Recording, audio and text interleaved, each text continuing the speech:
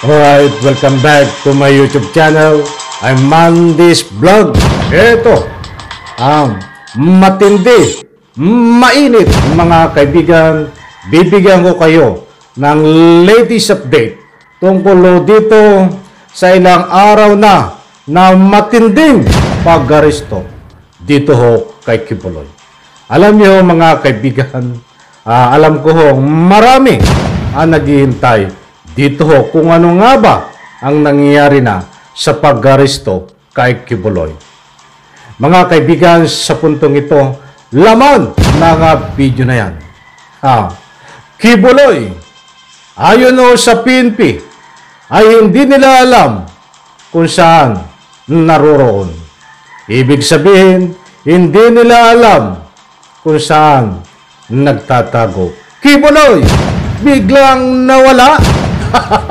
Ano ang nangyari, mga kaibigan?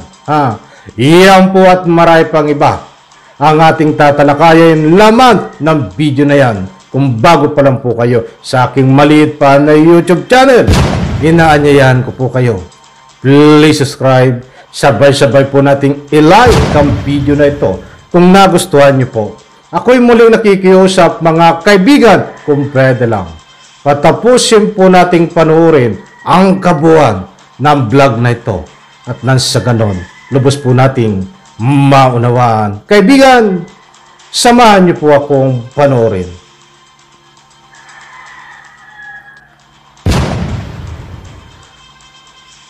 Wala pang impormasyon ang Police Regional Office 11 at Davao City Police sa kinaroroonan ni Kibuloy. Rosalie, bakit pinuna ng Makabayan Black Lawmaker yung Davao Police kaugnay sa kinaroroonan ni Kibuloy? Aga, kinundina ni House Deputy Minority Leader at ACT Teachers Party List Representative Franz Castro ang Davao Police sa kawalan ng ideya sa kinaroroonan ni Apollo Kibuloy. Ayon sa Makabayan Black Lawmaker, may access sa maigting na intelligence at confidential funds ang pulisya. Taliwasan niya ito sa umano'y arbitrary arrest ng pulisya sa mga aktivista.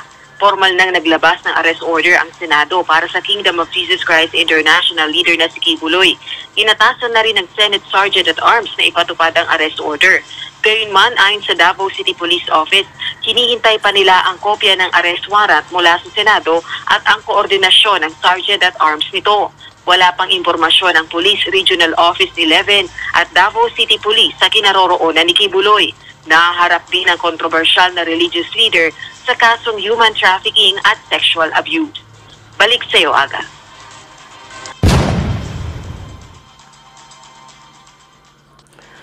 Alright, shoutout UNTV. Ipahintulot to ang paggamit ng inyong video clips.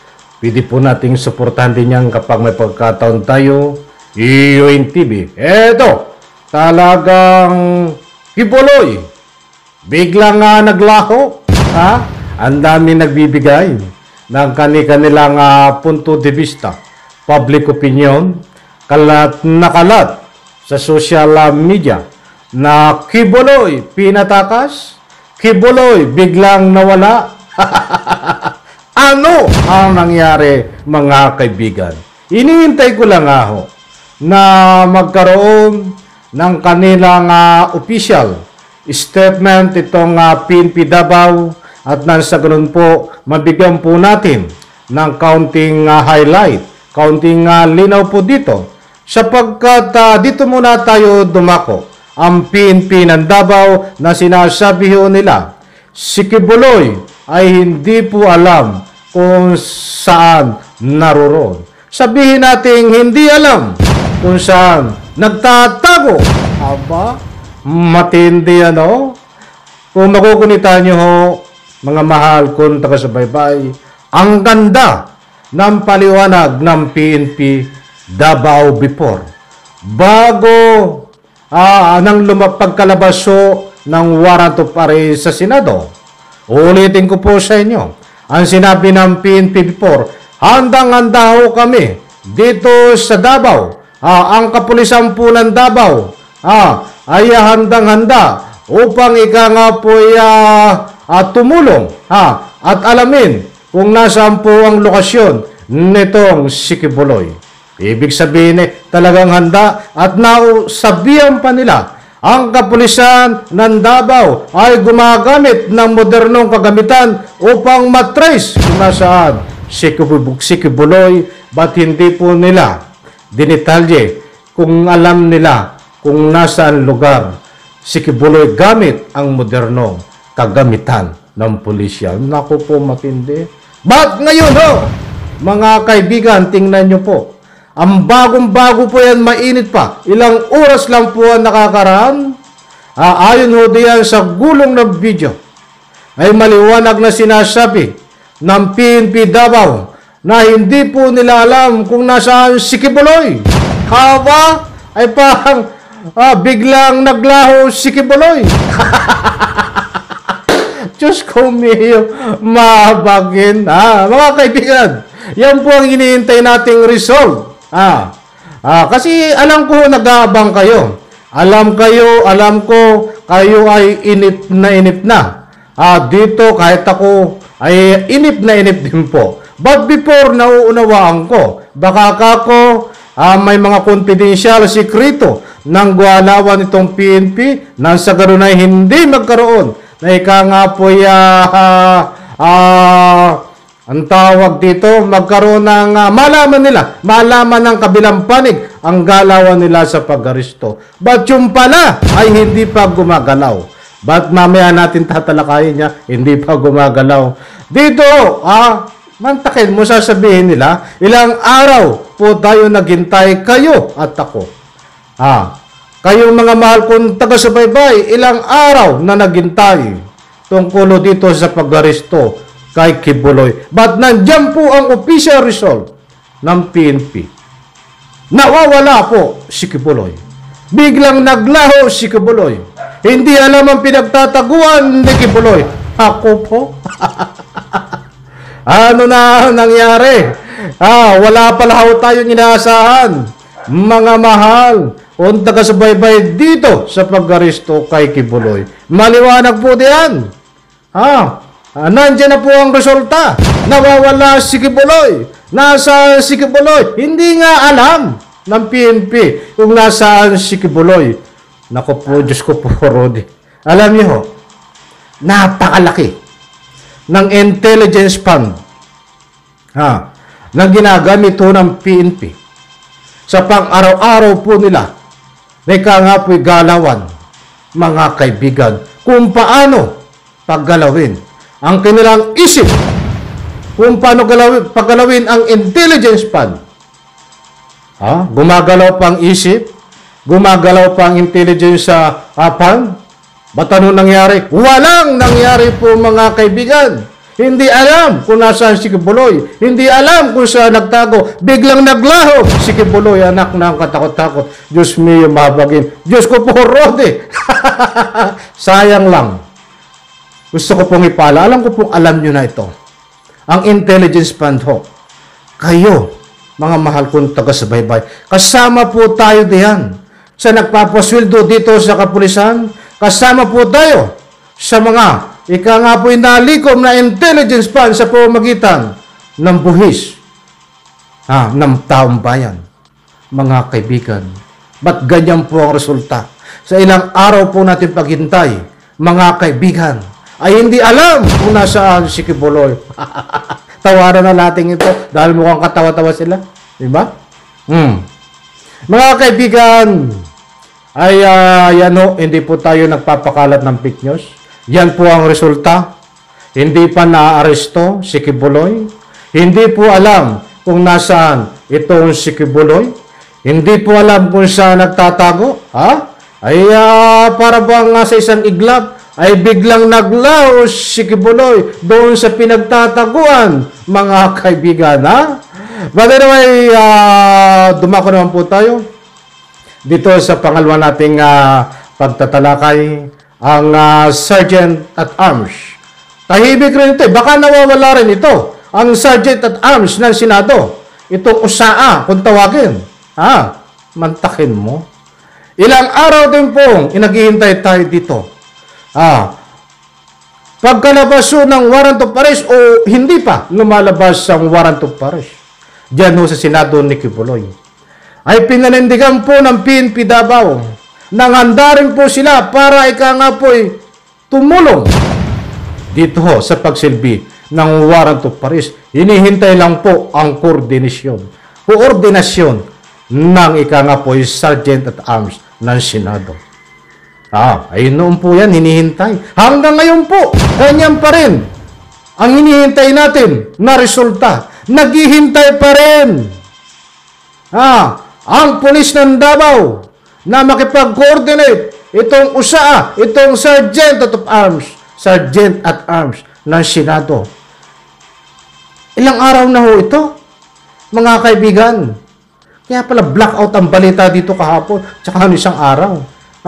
Ilang araw na po ito, mga kaibigan, hindi pa man lang nakikipag-coordinate sa PNP. Itong Sergeant at Arms, samantalang sila ho ay nandiyan na sa Davao upang magsilbi ng warrant of arrest. Ano po ang dahilan, mga kaibigan? Ano po ang pumapaloob dito sa akala nyo? Bakit ganon?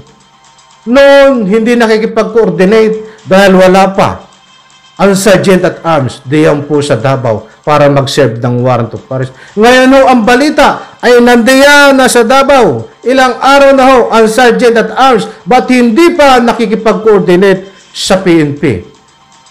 But anyway, kahit naman makipag-coordinate sa PNP, itong Sergeant at Arms, wala rin naman magagawa ang PNP dahil hindi nila alam kung nasaan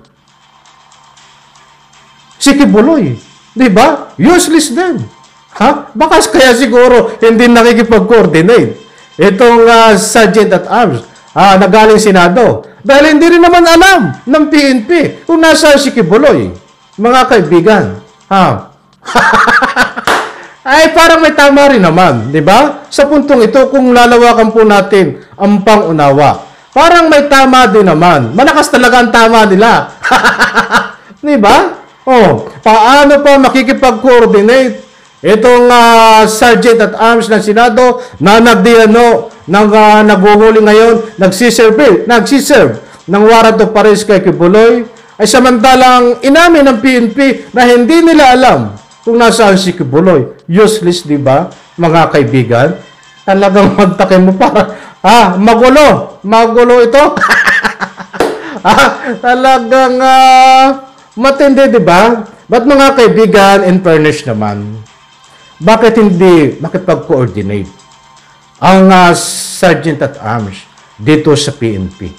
Mga kaibigan, nang sa ganun po, ay magkaroon po sila ng kung anuman ang mayroong knowledge sa PNP, kung anuman mayroong kaukulan na kakayanan ng PNP, ay kung anuman rin ang mayroong kaukulan na knowledge ng USAA, ang Sergeant at Arms, ay pagsamahin nilang dalawa, pagbigkisin, at nang sa ganun, mga kaibigan, ay malaman, pagtulong-tulungan nila kung nasaan itong si Kibuloy. But anyway, sa palagay ko ho, kahit pagsamahin ang ulo nilang dalawa, kahit paguntugin ang ulo nilang dalawa, katulad nga ng inamin nitong kapulisan, ay hindi po nila alam kung nasaan si Kibuloy. Inamin na, kung hindi nila alam kung nasaan si Kibuloy. Kaya kahit paguntugin ang ulo ng USAA, ng Sergeant at Arms, at itong kapulisan na hindi po nila alam kung nasaan si Kibuloy. Kaya hindi natin alam kung saan tayo lulugar dito. Di ba? Ito ba isang taktika? Isang pagpapaikot sa taong bayan? Para na sa ganun po, tuluyan na? Naika nga po makatakas. O talagang kunwari hinahanap pero hindi nahanap? Yan po mga kaibigan ang malaking katanungan dito. But anyway, bigyan po natin ng linaw muli ito. Gusto ko pong makahanap pa ng ibang bago na rason ang PNP Davao. Bagong rason na ika nga po yung mainit na galing mismo sa kanilang bibig, itong Sergeant at Arms, kung ano ang latest development sa kanila, wala sila, hindi sila nag-ano eh. 'Di ba? Walang lumalabas sa kanilang bunganga eh, 'di ba? But anyway, medyo mahaba na po ito mga kaibigan. Abangan po natin ito. Ang malinaw po dito, hindi pa naaresto si Kibuloy, hindi alam kung saan naroroon. Biglang naglaho, biglang nawala. Mga kaibigan, diyan po sa comment section. Kayo na po ang humusga. Ano po sa karapat-dapat? Tama ba ang ginagawa ng PNP? Tama ba ang ginagawa ng Sergeant at Arms sa pag-aresto? Dahil wala ho silang result na maganda. Mga kaibigan, nilang araw tayo naghintay, yan po ang result. Walang magandang result. Okay, public opinion po, punto de vista. Isang like lang po sa video na ito kung may pagkakataon po kayo. Maraming salamat, pagpalain po tayo lahat. Bye-bye.